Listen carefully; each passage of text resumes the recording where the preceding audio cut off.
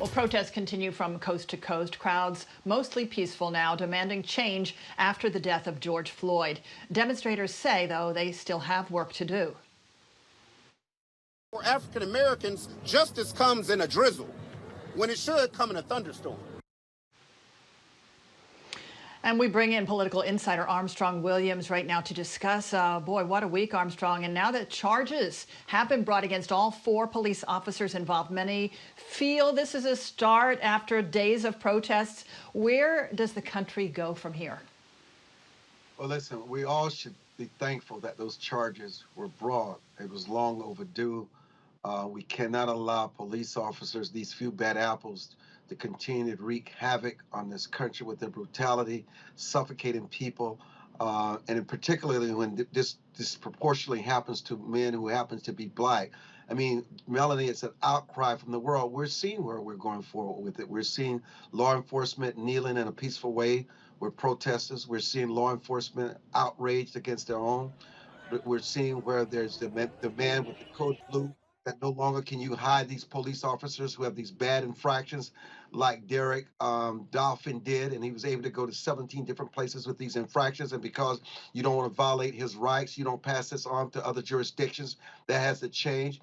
We've seen the fact that protesters are showing their best self, and even though the president went overboard with his Monday night walk to the church, I think his message about law and order, where none of us agree that it should be the military, but I think it sent a message that these looters and the vandalism and the fires will not be tolerated.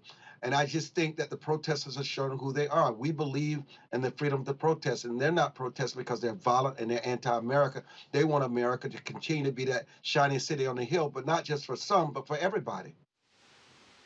And I want to ask you about President Trump's response. I mean, he did make that one visit to the church earlier this week, but he has been largely out of sight for several days. Do we need to hear from the president in a major address on race relations and on policing at this time?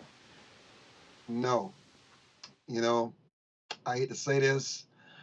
I think the more quieter and reserved the president is less likely that we have a chance of him putting his foot in his mouth, the further the divide and the further alienate. We know the president means well. There's a lot of good. I always want to say there's a lot of good that he's done, but some of his actions of late, with the tweet that went out, he knew those people understood that he was not trying to say where the looting starts, the shooting starts. But obviously, when you're the president of the United States, you cannot send out those kind of messages because it's up to the other person to interpret it. The president must always show that he can calm the anger, that he can bring the country together. And when you have his Secretary of Defense current, and then his past President Secretary of Defense maligning him about the military, and then you have Senator Lisa Murkowski saying they find it very difficult to do what they should do to criticize this president constructively because they don't always agree with him. And then he responds in typical fashion, I'm going to defeat you whether you get running against a good or bad Republican. So,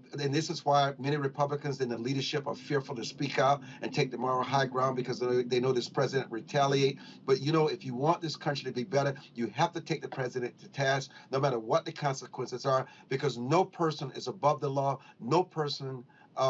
What matters is what works best for the people going forward, and what can we do to calm these protests, to make people believe that justice is blind and it works for everybody. And when the president doesn't do anything to push that message forward, he needs to be taken to task, no matter how the Republicans feel about what the consequences may be. Armstrong Williams, thank you so much. We went a little overtime there, but we appreciate your joining us today with your thoughts. And you can watch the Armstrong Williams Show. It airs every Saturday morning at 10:30 right here on WJLA 24/7 News. And we'll be right back.